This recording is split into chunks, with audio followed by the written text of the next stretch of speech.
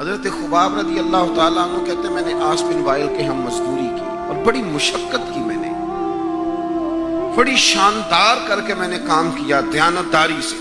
وہ کافر تھا، میں مسلمان تھا۔ آپ فرماتے ہیں میرے دل میں شوق تھا کہ پیسے ملیں گے تو یہ میں خرچ کروں گا اور فلاں فلاں فلاں فلاں جگہ میں نے پیسے لگانے۔ بچوں کو بھی بتایا ہوتا ہے آدمی نے کہ پیسے آتے ہیں تو تمہیں فلاں فلاں چیز بھی لے کر کے دوں گا۔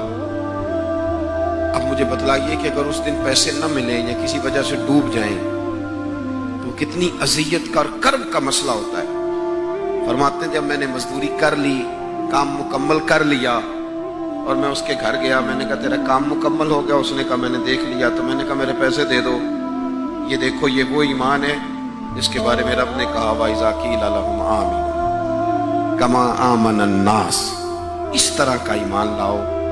حضرت خباب کہتے ہیں میں نے کہا پیسے؟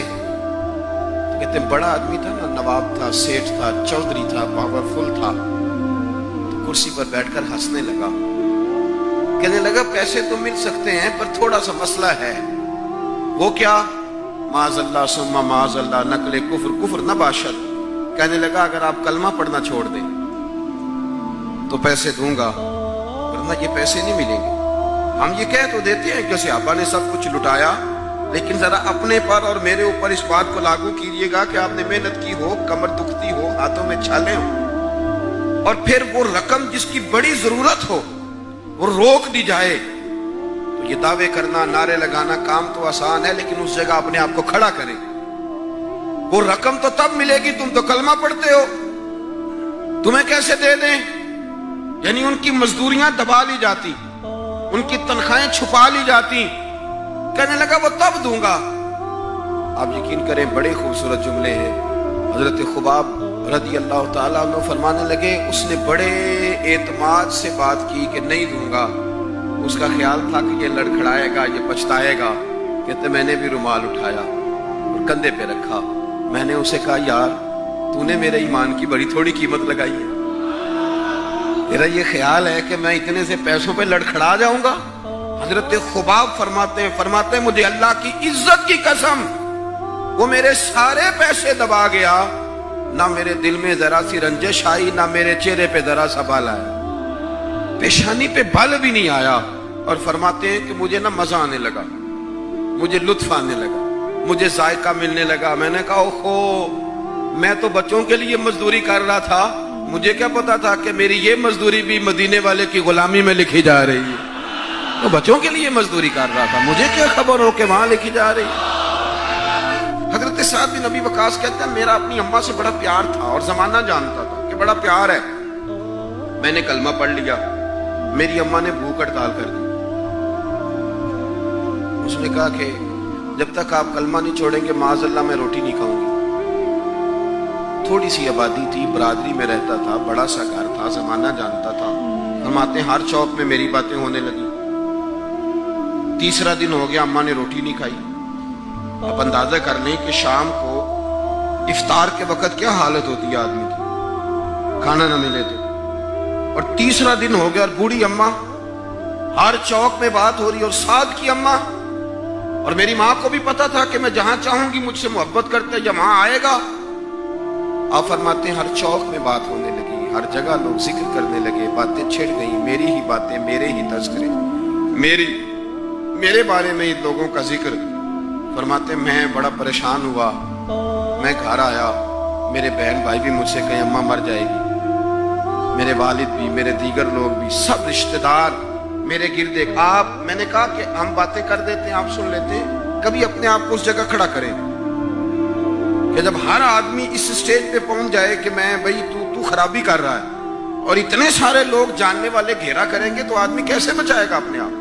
حضرت سعد بن ابی وقاص کہتے ہیں کہ میرے گرد شدید گھیرا تنگ ہو گیا اور مکے کا دور ہے، حالات اتنے خطرناک ہیں کہ سنبھالے نہیں سنبھلتے۔ آپ فرماتے ہیں جب حد ہو گئی تو میں نے کہا اماں سنو پھر میری بات، میں تم سے بات کرنے لگا ہوں۔ کہتے ہیں میرے بہن بھائیوں کے بھی کان کھڑے ہو گئے، اماں بھی سہارا لے کے اٹھ کے بیٹھ گئی کہ لگتا ہے کہ برف پگھلنے لگی ہے، لگتا ہے کہ کچھ نرم ہوا ہے۔ فرماتے ہیں میں سامنے کھڑا ہوا اور تھوڑے بہت لوگ جو وہاں موجود تھے وہ بھی قریب آ گئے۔ میں نے کہا اماں تیرا اور میرا پیار زمانہ جانتا ہے اور دنیا کو پتا ہے کہ میں وہ بیٹا ہوں کہ جس کی لوگ مثالیں دیتے ہیں. اماں ہر چوک میں تیری میری باتیں ہوئی. ان 3 دنوں میں تجھے اور مجھے ڈسکس کیا گیا. اماں تو بڑی کمزور ہو گئی, اٹھ کے تجھ سے کھڑا نہیں ہوا جا رہا. یہ ساری چیزیں میرے سامنے آئیں. بہنوں نے رو کے دکھایا, بھائیوں نے محبت یاد کرائی, ہر چیز میرے آڑے آئی. لیکن حضرت سعد بن ابی وقاص کہنے لگے, اماں میں نے اپنے دل کا جائزہ لیا ہے, میرے ایمان نے ایک وقت بھی مجھے یہ مشورہ نہیں دیا کہ میں اماں کو منا لوں. فرمانے لگے, اماں یہ زمانہ سارا موجود ہے اور لوگ کھڑے ہیں, تیری ایک جان ہے نا, ایک جان. اماں تیری ایک جان ہے, اگر تیری 1000 بھی ہوتی اور ایک ایک کر کے ساری جانیں تیری نکل جاتی تو پھر بھی میں اپنے مدینے والے محبوب کا کلمہ چھوڑنے کو تیار نہیں ہوں. اور تیری مرضی ہے تو روٹی کھا چاہے بھوک ہڑتال کر, تو اٹھ کے بیٹھ جائے لیٹی رہے. 1000 جان بھی ہو, ایک ایک کر کے نکل جائے تو ایمان پر سودے بازی ہو سکتی.